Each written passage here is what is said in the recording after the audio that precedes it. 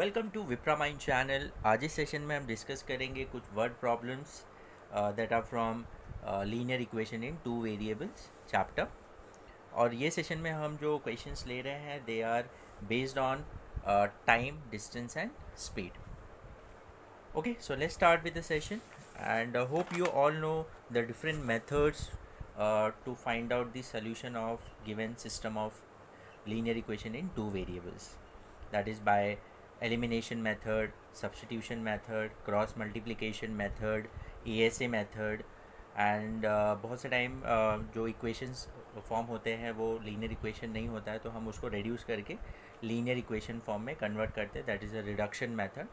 Hope you all know this method. अगर आपको कोई भी मेथड में कुछ भी इश्यूज़ आ रहा है या अगर आपका कॉन्सेप्ट क्लियर नहीं है तो आप हमारे चैनल के प्लेलिस्ट में जाएंगे तो आपको linear equation in two variables का जो प्लेलिस्ट है उसमें हर एक मेथड पे हमने सेपरेटली वीडियोस बनाया है डिटेल में, तो आप वो वीडियोस देख सकते हैं।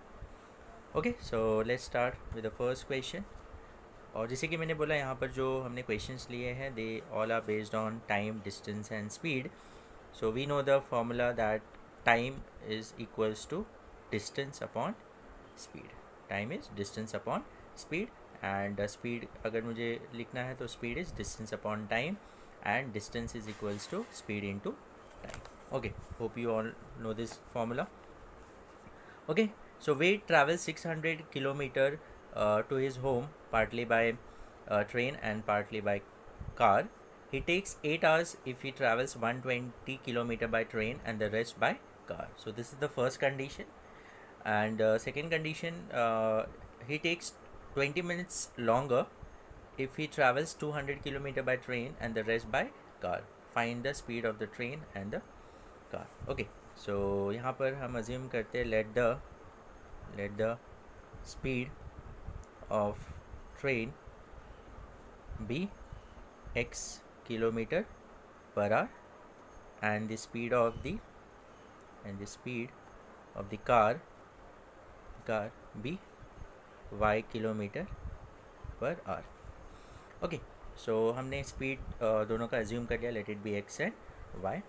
अब फर्स्ट कंडीशन में क्या दिया है, टोटल टाइम जो है वो 8 आवर्स है if he travels 120 kilometre by train. So अगर 120 किलोमीटर ट्रेन से उसने ट्रैवल किया with the speed of x kilometre per hour जो हमने एज्यूम किया, तो टाइम कितना लगेगा, तो टाइम टेकन बाय ट्रेन और during train journey, so let it be इसको हम t1 कंसीडर करते, तो time is distance upon speed. So distance 120 बोला है, 120 बाय स्पीड क्या है x, so this means hours it will be taken by train journey. Okay, so अब remaining जो जर्नी है वो उसने कार से ट्रैवल किया, so time taken by car और during car journey, so that is t2, again distance upon speed. अब distance कितना है, टोटल 600 उसने ट्रैवल किया, उसमें से 120 ट्रेन से, तो रिमेनिंग कितना है 480, सो 480 that is the distance upon speed.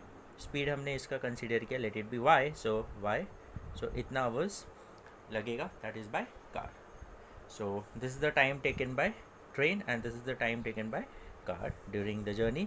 So as per the first condition जो है उसमें क्या दिया है, ये जो जर्नी उसने ट्रैवल किया ये दैट इज़ 120 किलोमीटर और रिमेनिंग दैट इज़ 480, ये टोटल जर्नी कंप्लीट करने के लिए उसको 8 आवर्स लगा। सो that is t1 plus t2, ये दोनों टाइम को अगर ऐड करेंगे तो कितना होगा, 8 hours होगा। So what is t1? It's 120 by x. What is t2? 480 by y. 480 by y is equals to 8. Okay. So 180 and 480, इसमें अगर हम 8 कॉमन ले लेते हैं, क्योंकि यहाँ 8 है तो या तो 8 को हम यहाँ ट्रांसपोज करें तो दोनों को डिवाइड करें, बिकॉज दोनों 8 से डिविजिबल है। तो अगर मैं 8 कॉमन यहाँ लेता हूँ, सो it will B 15 into 8 is 120 plus 8 into 6 48 होता है, तो 60 हो जाएगा यहाँ पर बाय 8। सो 8 हमने कॉमन इसलिए लिया ताकि हम अब इसको ट्रांसपोज यहाँ करेंगे तो डिवाइड हो जाएगा, तो ये कैंसिल आउट हो गया, सो यहाँ 1 बचेगा। So 15 by x plus 60 by y is equals to 1. So हम इक्वेशन को जितना ज़्यादा से ज़्यादा सिंप्लीफाई करेंगे उतना बेटर होगा. Okay, so this is equation 1. सो हमको फर्स्ट इक्वेशन आ गया. This is not a linear equation, ये लीनियर इक्वेशन नहीं है, बट इसको हम लीनियर इक्वेशन फॉर्म में कन्वर्ट करेंगे बाय रिडक्शन मेथड, जो हमने ऑलरेडी डिस्कस किया हुआ. ओके, पहले हम सेकेंड इक्वेशन फॉर्म कर लेते यूजिंग सेकेंड कंडीशन. अब सेकेंड कंडीशन में क्या दिया है, he takes 20 minutes longer if he travels 200 kilometre by train and the rest by car. Okay, so क्या मैं यहाँ पर डायरेक्टली लिख देता हूँ, होप आप लोगों को समझ में है. So as per the second condition मैं डायरेक्टली वो पार्ट लिख रहा हूँ. सो अब देखो यहाँ पर टाइम टेकन बाय ट्रेन उसको मैं T1 कंसिडर करता हूँ and time taken by car is T2 is equals to. अब देखो he takes 20 minutes longer, that means पहले 8 आवर्स था, तो अब 8 आवर्स से और 20 मिनट्स ज़्यादा लगेगा. So it means 8 hours 20 minutes होगा, 8 आवर्स 20 मिनट्स. अब वो जर्नी जो होगा वो 8 आवर्स 20 मिनट्स का हो जाएगा. Okay, so T1 that is the time taken during the train journey. तो ट्रेन जर्नी कितना है, कितना डिस्टेंस है, 200 किलोमीटर. तो मैं ये वाला जो स्टेप मैंने यहाँ पर लिखा था, मैं ये नहीं लिख रहा हूँ, यहाँ डायरेक्टली लिख रहा हूँ, बट आप एग्ज़ाम के टाइम पे आप उसको स्पेसिफाई कर देना कि T1 T2 क्या है सेकेंड केस में. So it's distance travel by the train is 200 and speed उसका x है, तो time taken will be 200 by x and T2 is the remaining, that is 400 हो जाएगा, एंड उसका स्पीड है y. So this is the time taken by the car during that journey. So 8 hours 20 minutes. अब ये 20 minutes है तो इसको हम आवर्स में कन्वर्ट करेंगे. सो 8 आवर्स, इसको अगर मैं मिनट्स में करूँगा तो कितना, मिनट्स को है आवर्स में कन्वर्ट करूँगा तो डिवाइड बाय 60 करते हैं हम, तो 20 डिवाइड बाय 60, तो ये कितना हो जाएगा, 1/3 हो जाएगा. So it will be 1/3 hours plus 1/3 hours, या मैं इसको ऐसा भी लिख सकता हूँ, that is directly 8 1/3 hours. Understood. Okay, so अब इसको मिक्स फ्रैक्शन फॉर्म में है, तो अगर मैं मल्टीप्लाई कर दूँ तो 8 इंटू 3 दैट 24 प्लस 1 25/3 हो जाएगा यहाँ पर. And this is 200 by x plus 400 by y. Understood. तो ये मिनट्स को आपको आवर्स में कन्वर्ट करना पड़ेगा. So it's 1/3 hours. Okay, so now अब यहाँ 25 है और यहाँ पर जो 200 और 400 है दोनों में 25 एज ए फैक्टर आ रहा है, तो हम 25 को मैं कॉमन ले लेता हूँ यहाँ पर ताकि वो कैंसिल आउट हो जाए. तो 25 इंटू 8 करेंगे तो 200 होता है, एंड 25 इंटू 16 करेंगे तो 400 होता है. इस 25/3 हो गया. सो ये 25 यहाँ ट्रांसपोज करेंगे तो ये कैंसिल आउट हो जाएगा. सो अब क्या आ जाएगा, 8/x plus 16/y is equals to 1/3. Again हम यहाँ फ्रैक्शन फॉर्म में जितना अवॉइड कर सकते हैं उतना बेटर है. तो हम क्या करेंगे, 3 को यहाँ ट्रांसपोज कर दे, तो जब 3 यहाँ आएगा दैट इज़ क्रॉस मल्टीप्लाई कर दे या डायरेक्टली, तो यहाँ आएगा तो वो दोनों टर्म से मल्टीप्लाई हो जाएगा. तो 8 into 3 that will be 24. So ये हो जाएगा 24/x हो जाएगा, प्लस 16/y है तो 16 इंटू 3 इज़ 48/y हो जाएगा, इज इक्वल्स टू 1 आ जाएगा 1. Okay, so this is equation, ये हो गया इक्वेशन 2. अब इक्वेशन 1 और इक्वेशन 2 जो है ये they are not linear equations. मतलब यहाँ पर वेरिएबल जो है वो डिनोमिनेटर में, वो हमने डिस्कस किया था ये क्यों लीनियर इक्वेशन नहीं है हमने लास्ट सेशन में. ओके, सो अब इसका मतलब क्या है, it's nothing but 15 into 1/x. इसको हम 15 इंटू 1/x लिख सकते हैं. जैसे 60/y है तो इसको हम क्या लिख सकते हैं, 60 इंटू 1/y. सिमिलरली यहाँ पर 24 इंटू 1/x, 48 इंटू 1/y. तो वो मैं स्प्लिट करके नहीं दिखा रहा हूँ. तो इसका मतलब दोनों इक्वेशन में 1/x और 1/y आ रहा है. तो हम क्या करेंगे, वहाँ सब्स्टिट्यूट करेंगे और पुट 1/x को मैं late it B m consider करता हूँ और 1/y को मैं n ले लेता हूँ. तो अब मैं क्या करूँगा, put 1/x as m and 1/y as n in equation 1 and 2 में हम सब्स्टिट्यूट कर देते हैं. ओके, सो इक्वेशन 1 जो है वो 15/x है. तो 15/x मतलब 15 इंटू 1/x, तो 1/x तो m हो गया, तो वो हो जाएगा 15m प्लस 60/y, तो 60 इंटू 1/y है तो 60 इंटू 1/y मतलब n है, तो 60n इज इक्वल्स टू 1. तो ये हो गया हमारा इक्वेशन 3 हो गया. Understood. So this will be equation 3 and equation 2 में हम जब सब्सटीट्यूट करेंगे सो ये हो जाएगा 24m plus 48n equals to 1. Understood. So this is nothing but equation 4. ये क्या हो गया? इक्वेशन 4. अब ये दोनों इक्वेशन जो है वो लीनियर इक्वेशन इन 2 वेरिएबल्स है. ओके, सो अब इसका सोल्यूशन हम by elimination method, by substitution, कोई भी मेथड से आप कर सकते हैं जो आपको कन्वीनियंट लगता है. तो मैं यहाँ पर एलिमिनेशन मेथड करता हूँ. एलिमिनेशन में हम क्या करते हैं, किसी एक का कोएफिशिएंट हम सेम कर देते हैं. सो अब अगर डायरेक्टली यहाँ 48n होता और सिर्फ यहाँ n होता तो मैं डायरेक्टली 48 से मल्टीप्लाई कर देता तो कोएफिशिएंट सेम हो जाता. बट यहाँ 60, यहाँ 48 है, यहाँ 15 है, यहाँ 24 है. m का अगर मैं कोएफिशिएंट सेम करूँ तो ऐसे केस में हम क्या करते हैं, LCM लेते हैं. तो 60 और 48 का अगर मैं LCM लेता हूँ तो LCM का शॉर्टकट मैंने आपको बताया है, हमारा एक वीडियो है, how we can find out the LCM of the numbers in just few seconds. तो अगर आप इन दोनों का LCM कैलकुलेट करेंगे so it comes out to be 240. क्या आएगा? 240 आएगा. सो इसका मतलब हम दोनों का कोएफिशिएंट 240 बनाएंगे यहाँ पर. तो 240 के लिए 60 से क्या मल्टीप्लाई करना पड़ेगा? 4. तो इक्वेशन 3 को हम 4 से मल्टीप्लाई करेंगे और इक्वेशन 4 को हम 48 इंटू 5 किसे करेंगे? 5 से करेंगे. सो 240 हो जाएगा. सो मल्टीप्लाइंग क्या करना पड़ेगा? मल्टीप्लाइंग इक्वेशन 3 बाय 4 करना पड़ेगा. तो 4 से मल्टीप्लाई करेंगे तो ये 60m हो जाएगा और ये क्या हो जाएगा? 240n हो जाएगा is equals to 4. So this is equation 5. ये इक्वेशन 5 हो जाएगा. और इक्वेशन 4 को हम किससे मल्टीप्लाई करेंगे? 5 से करेंगे. किससे करेंगे? 5 से करेंगे. सो मल्टीप्लाइंग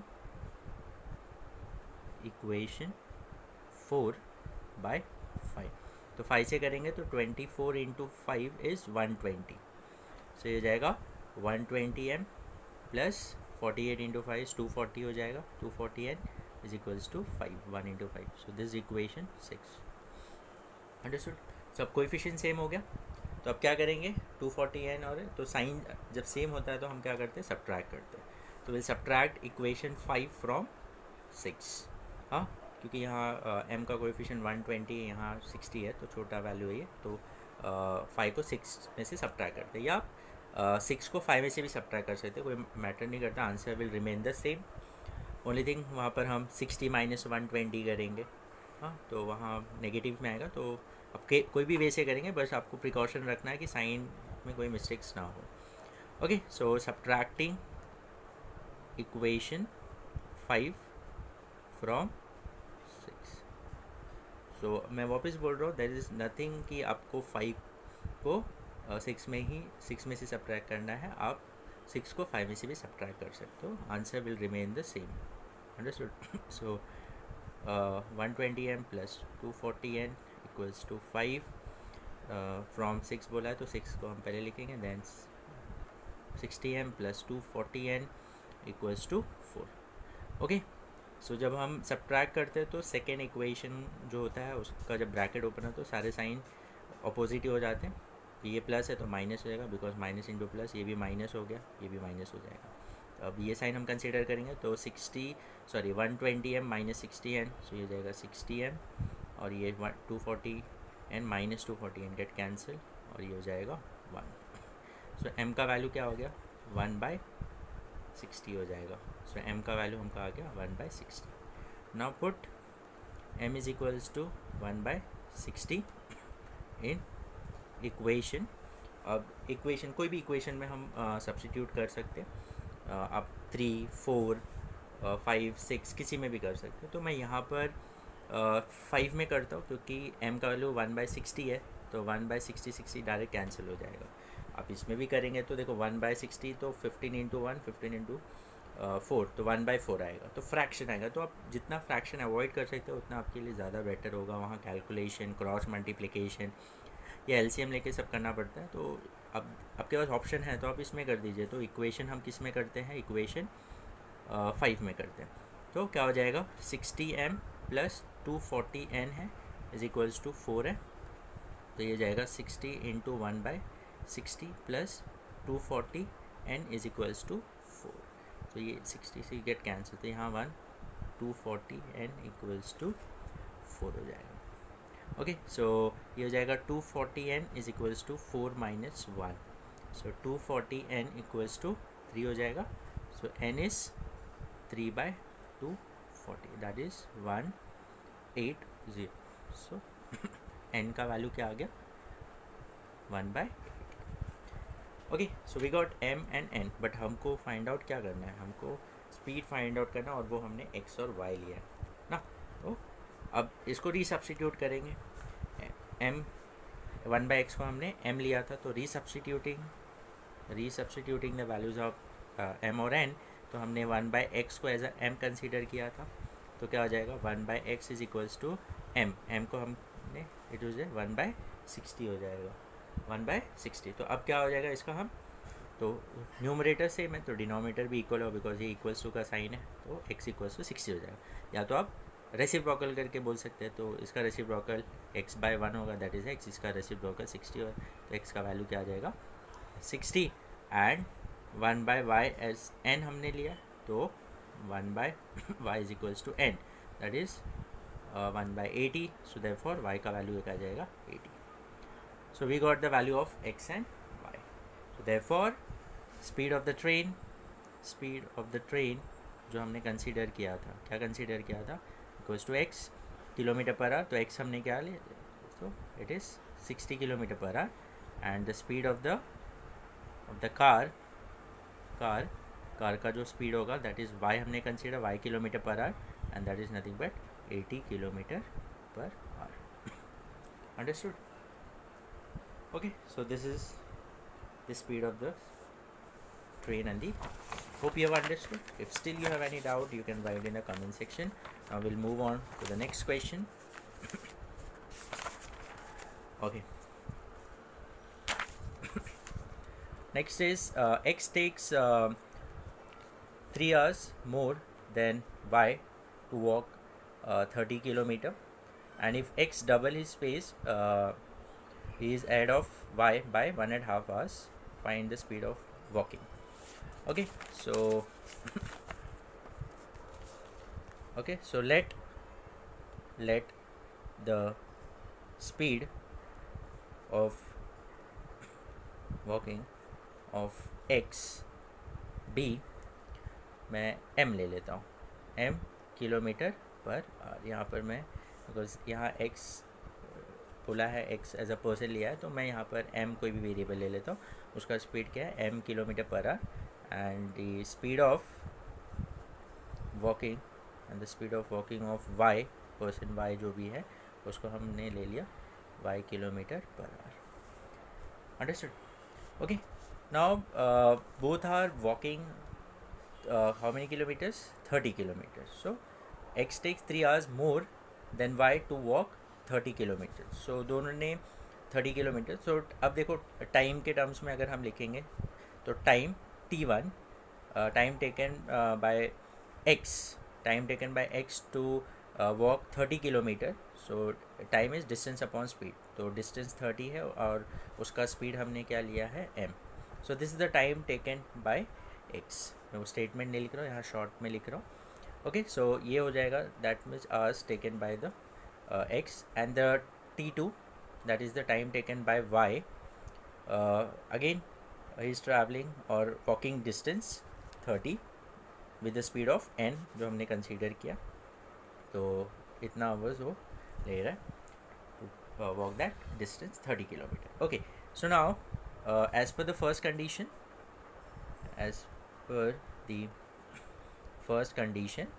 अब देखो फर्स्ट कंडीशन में क्या बोला है, x takes 3 hours more than y, तो t1 जो होगा वो ग्रेटर होगा, बिकॉज जो x टाइम ले रहा है वो 3 घंटा ज़्यादा ले रहा है, तो मतलब ये टाइम ज़्यादा है और ये टाइम कम है, तो इसका मतलब क्या होगा t1 माइनस t2, मतलब उन दोनों में डिफरेंस जो होगा दैट विल बी 3, तो t1 minus t2 will B 3, मतलब अगर ये 10 आवर्स ले रहा है तो ये कितना होगा 7, तो 10 माइनस 7 दैट इज़ 3।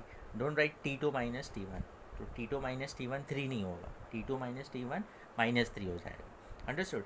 तो आपको ये याद रखना है, because x is taking 3 hours मोर, मतलब ये जो टाइम t1 होगा वो t2 से कितना ज़्यादा होगा 3, तो दोनों के बीच में डिफरेंस कितना होगा 3 आवर्स का, that is equals to 3.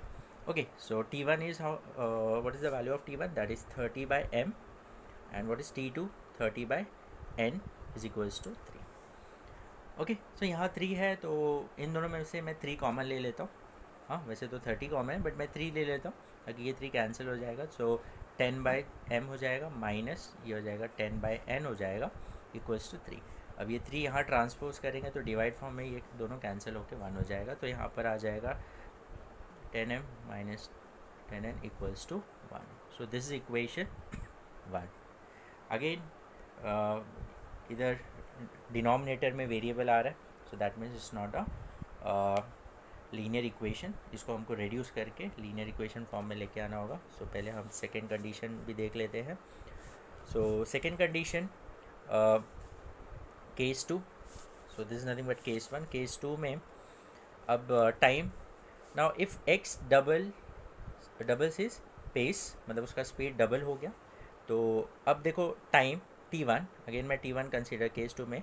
t1 that is the time taken by x. So again distance same है, वॉकिंग जो डिस्टेंस सेम है, बट उसका स्पीड डबल हो गया. तो स्पीड डबल हो गया, पहले क्या था m था, तो अब उसका स्पीड डबल हो गया, तो क्या हो जाएगा 2m. Speed is 2m. Understood. तो इतना टाइम लेगा x जब उसने अपना स्पीड डबल कर दिया. And t2 that is the time taken bye y. So again 30 kilometres, and उसका स्पीड जो है वो ओरिजिनल स्पीड ही है, that is n. So n, तो ये हो जाएगा 30 बाय n आवर्स. अंडरस्टूड. तो उसका स्पीड सिर्फ डबल हो गया, किसका, x का. अब क्या बोला है, when he doubles the speed x, so he is ahead of y by 1.5 hours. मतलब वो 1.5 आवर्स जल्दी पहुँचेगा या जो भी है. तो मतलब इसका मतलब वो टाइम क्या है, कम ले रहा है. टाइम कौन कम ले रहा है, x ले रहा है, क्योंकि उसका स्पीड बढ़ गया. And we know that if the speed is increased, time जो होगा वो कम हो जाएगा. तो अब यहाँ पर क्या होगा, t2 will be greater than t1. So as per the second condition, अब क्या होगा, t2 माइनस t1 क्या होगा, will be equals to 1.5 hours. Understood. हाँ, तो अब ये दोनों में जो डिफरेंस होगा, यहाँ पर बोला t1 जो है, x जो है वो 1.5 आवर अहेड है टाइम में, तो मतलब ये टाइम कम होगा और ये टाइम ज़्यादा होगा. तो ग्रेटर माइनस स्मॉलर करेंगे तो 1.5 आवर्स. अंडरस्टूड. तो अहेड का मतलब यहाँ ये मत सोच लेना कि t1 जो है वो ग्रेटर होगा. समझ में आया, t1 जो होगा वो स्मॉलर होगा, क्योंकि उसका स्पीड बढ़ गया तो टाइम कम लगेगा, और इसका तो ओरिजिनल स्पीड ही है. हाँ, तो अब ये क्या हो जाएगा 1.5 आवर. सो अब t2 क्या है, 30 by n minus t1 is 30 by 2m. So 2 into 1 2 plus 1, so it is 3 by 2. Okay, again यहाँ पर मैं 3 कॉमन ले लेता हूँ. हाँ, 30 जो है उसमें 3 कॉमन लूँगा तो यहाँ 3 कैंसिल आउट होगा, या तो 3 को यहाँ ट्रांसपोज कर तो जो भी है. तो अगर मैं यहाँ 3 कॉमन लेता हूँ, सो 3 ब्रैकेट ये हो जाएगा 10 by n minus 10 by 2m is equal to 3 by 2. हाँ, सो ये 3 को यहाँ ट्रांसपोज है तो 3 विल गेट कैंसिल. सो यहाँ आ गया 10 by n minus 10 by 2m equals to 1 by 2, and this is 2 into 1, ये हो गया 5. ओके, अब मैं 2 को यहाँ ट्रांसपोज कर देता हूँ, क्योंकि यहाँ फ्रैक्शन में हम नहीं रखेंगे. तो 2 को यहाँ जब हम ट्रांसपोज करेंगे तो ये 2 दोनों टर्म से मल्टीप्लाई हो, तो ये हो जाएगा 20 बाय n माइनस 5 इंटू 2 10 हो जाएगा. यहाँ अगर हम कैंसिल नहीं किया तो ये 2 यहाँ भी कैंसिल ही हो जाता. सो ये हो जाएगा 10 by m is equals to 1. Understood.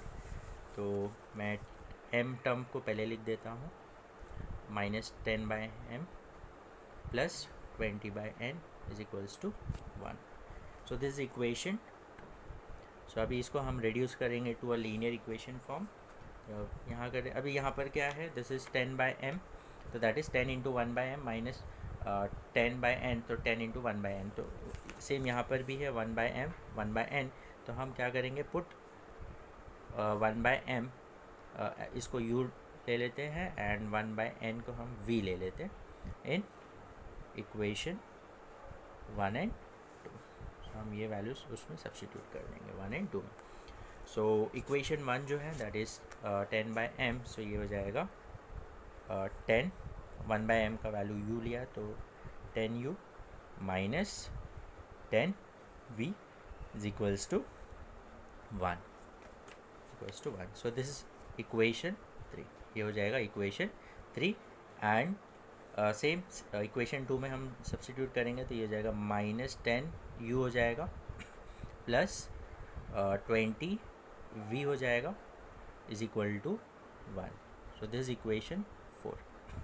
Understood. अब ये दोनों इक्वेशन को हम सॉल्व करेंगे तो द ईजीएस्ट मेथड यहाँ पर जो है वो एलिमिनेशन, क्योंकि हम दोनों को ऐड कर देंगे तो डायरेक्टली u एलिमिनेट हो जाएगा। तो क्या करेंगे हम यहाँ पर adding equation 3 and 4। Okay, so 10u minus 10v equals to 1 and minus 10u plus 20v equals to 1। so when you add तो सेकेंड जो इक्वेशन है उसका साइन चेंज नहीं होता है, so it remains the same. So ये cancel out हो गया। सो -10v प्लस ये तो ये हो जाएगा 10v equals to 2। So v is equals to 2/10। So v is equals to 1/5। हाँ, तो हमको v का वैल्यू आ गया 1/5। अब क्या करेंगे, put v is equals to 1/5 in equation. अब हम कोई भी इक्वेशन में पुट कर सकते, दैट इज़ 3 और 4 ही है हमारे पास। सो हम इक्वेशन 3 में ही पुट कर देते हैं इन इक्वेशन 3। सो 3 में अगर हम सब्सटीट्यूट करेंगे तो 10u माइनस 10v है, तो v के जगह पे 1/5 इक्वल्स टू 1। सो ये हो जाएगा 2। सो हो जाएगा 10u minus 2 equals to 1। Okay, now यहाँ आ जाएगा 10u इज इक्वल्स टू, ये 2 हो गया। So u is equals to, ये आ गया 3। So u is 3/10। कितना आ जाएगा, 3/10। अंडरस्टूड। ओके, सो नाउ हम रीसब्स्टिट्यूट करेंगे। हमने v किसको लिया था और u। So resubstituting the values, so ये हो जाएगा 1/m is equals to u हमने कंसीडर किया था। So 1/m is equals to u का वैल्यू क्या आया, 3/10 आया। कितना आया, 3/10। सो ये हो जाएगा, रेसिप्रोकल लेंगे तो 1/m का m हो जाएगा और ये हो जाएगा 10/3। अंडरस्टूड। सो ये m का वैल्यू आ गया एंड 1/n को हमने v कंसीडर किया था। सो 1/n इज इक्वल्स टू 1/5। तो n का वैल्यू क्या हो जाएगा 5। अंडरस्टूड। सो इसको हम मिक्स फ्रैक्शन फॉर्म में भी लिख सकते हैं। सो 3 ये आ जाएगा m का वैल्यू। अंडरस्टूड। तो स्पीड ऑफ x का स्पीड जो हमने लिया था that is m। So that is 1/3 kilometre per hour and speed of y that is हमने n कंसीडर किया तो ये y का वैल्यू क्या आया, 5। सो 5 kilometre per hour. Understood. Okay, this is how we can solve this question. Hope you have understood. Now we'll move on to next question.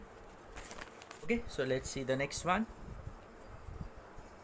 A train covered a certain distance at a uniform speed. If the train would have been 6 km per hour faster, it would have taken 4 hours less than the scheduled time. And if the train were slower by 6 km per hour, it would have taken 6 hours more than the scheduled time. Find the length of the journey. That is the distance हमको find out करना है। Okay, यहाँ पर हमको दिया है कि अगर स्पीड 6 किलोमीटर पर आवर से इंक्रीज़ हो गया तो टाइम जो है 4 आवर्स से कम हो जाएगा, 4 आवर्स कम हो जाएगा। और स्पीड 6 आवर्स अगर हम कम कर दे रहे तो उसका टाइम जो है वो 6 आवर्स ज़्यादा होगा।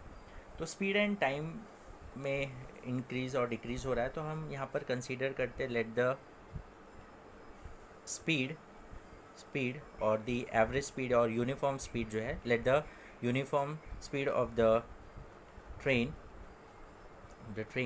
B x kilometre per hour and the time and the schedule time बोल सकते हैं या स्टैंडर्ड टाइम जो उसको लगेगा अगर ये स्पीड से जाएगा, तो and the time taken be y hours, कितना वाई आवर्स। ओके, सो अगर उसका यूनिफॉर्म स्पीड जो है वो x किलोमीटर पर आवर है और time taken is y hours है, सो डिस्टेंस कितना होगा? So distance will be nothing but distance is speed into time, speed into time. तो स्पीड क्या है x और टाइम है y, so x into y, so this is the total distance. हाँ, अगर ये स्पीड से पर्टिकुलर डिस्टेंस उन्होंने ट्रैवल किया और इतना टाइम लगा, तो मतलब वो डिस्टेंस कितना होगा? Speed into time, that is x into y kilometres. Okay, अब यहाँ पर जो फर्स्ट कंडीशन बोला है, if the train would have been 6 kilometre per hour faster, it would have taken 4 hours less than the scheduled time. So as per the first condition, अब देखो we know that speed into time is what? Distance. अब speed जो उसका uniform speed था, जो standard उसका speed था, that is x kilometre per our. अब वो स्पीड से अगर वो 6 किलोमीटर पर आवर इंक्रीज़ हो गया, that is x plus 6। Suppose पहले 80 किलोमीटर पर आवर था फॉर एग्जांपल, तो अभी 80 प्लस 6 हो गया, that is 86 kilometre per hour. And time, अगर स्पीड इंक्रीज़ हुआ तो टाइम कम होगा, और टाइम कितना कम हुआ यहाँ पर? 4 आवर्स। तो पहले उसका टाइम क्या था? y था, स्टैंडर्ड y आवर्स ले रहा था, अब वो 4 आवर्स कम लेगा, इज इक्वल्स टू डिस्टेंस। अब देखो ये distance will remain the same, that is x into y. हाँ, क्योंकि हमने ऑलरेडी देखा है कि उसका स्पीड अगर ये होगा और ये इतना टाइम में वो ट्रैवल किया, तो डिस्टेंस जो होगा वो x into y, distance will remain the same. हाँ, क्योंकि अगर आप जैसे फॉर एग्जांपल आप पर्टिकुलर डिस्टेंस ट्रैवल कर रहे हो, हाँ, फिक्स डिस्टेंस, हाँ, तो अगर आपका स्पीड बढ़ेगा तो क्या होगा? टाइम कम लगेगा, और अगर स्पीड कम होगा तो टाइम ज़्यादा लगेगा। हाँ, तो but distance is same, distance will remain the same, आपका जो डेस्टिनेशन पॉइंट है वो सेम है, तो वो डिस्टेंस जो है वो x इंटू वाई है, अंडरस्टूड। तो यहाँ पर x इंटू वाई रहेगा, अंडरस्टूड। तो अब ब्रैकेट अगर हम ओपन करते हैं तो x into y, x y, x into minus, so minus 4x plus 6 into y 6y and plus 6 minus 4 minus 24 equals to x y. Okay, so x y, यहाँ पर भी एक्स वाई, तो इसको हम यहाँ ट्रांसपोज करेंगे, ये प्लस है तो माइनस हो जाएगा वहाँ पर, तो कैंसिल आउट ही हो जाएगा ये, तो डायरेक्ट हम कैंसिल कर देते हैं यहाँ पर। सो अभी क्या आ गया? Minus 4x plus 6y and minus 24 को वहाँ ट्रांसपोज करेंगे, सो ज़ीरो यहाँ है तो 0 plus 24, so that is 24। So this equation 1 हो गया।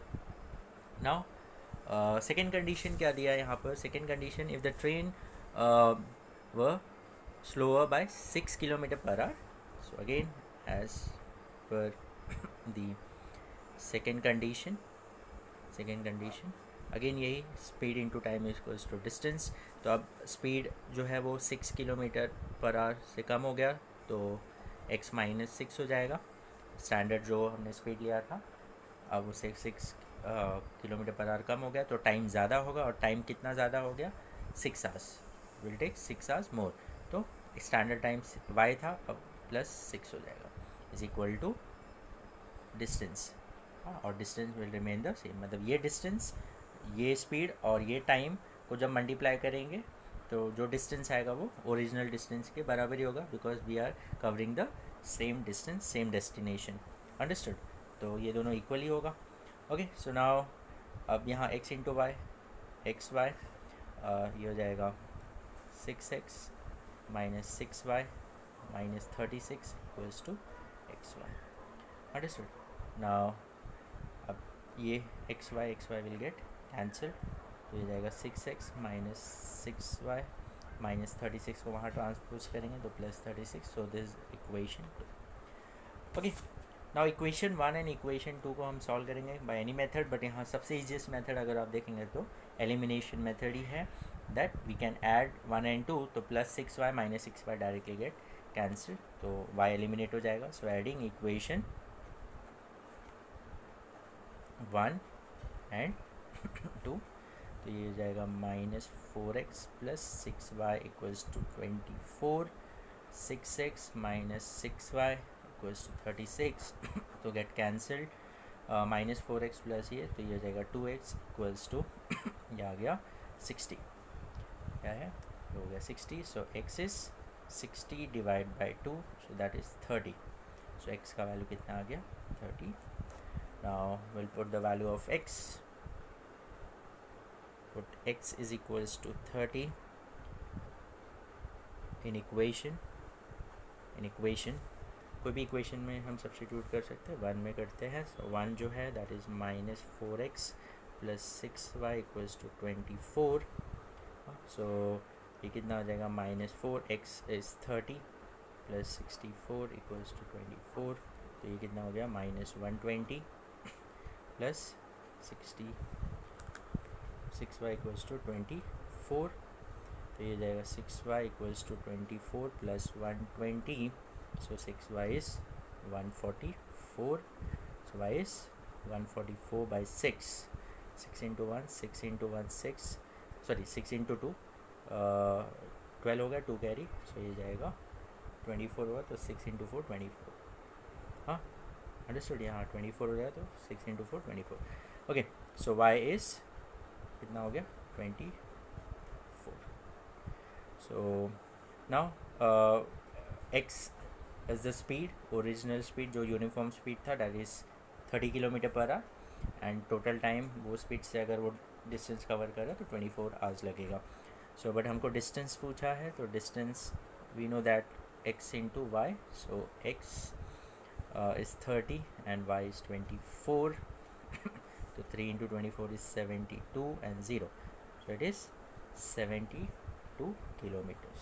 So the length of the journey is 72 kilometers. Hope you have understood. If you have any doubt, you can write in a comment section.